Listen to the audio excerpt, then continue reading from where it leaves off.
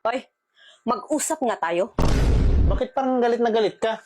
Tsaka ano bang pag-uusapan natin? May binuntis ka daw na babae? Bakit? Ikaw ba ang nanay ng babae? Mas matanda pa sa akin ang binuntisan mo, tapos ako pa ang nanay? Ay, akala ko kasi ikaw. Kasi ikaw yung galit na galit. Kaya ako galit na galit dahil yan ang kasalanan mo sa akin. Bakit? Ano bang kasalanan ko? Wala naman akong kasalanan na nagawa sa'yo ah. Hindi ba kasalanan na binuntisan mo yung babae? Eh, bakit ako nagkasala sa'yo?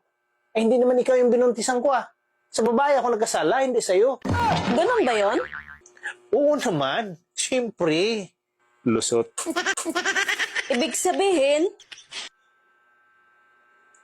malaki ang kasalanan ni kumpare sa akin.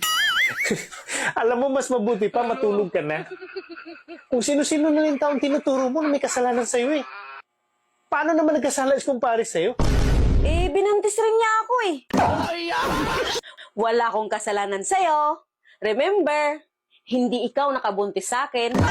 Siguro nagustuhan mo rin yung ginawa sa'yo kasi nabuntis ka eh. Hinding-hindi ko gusto ang ginawa ni kumpare sa akin. Maniwala ka. Kung hindi mo talaga gusto, bakit ka nabuntis? Eh, 7 beses niya kasi inulit-ulit eh.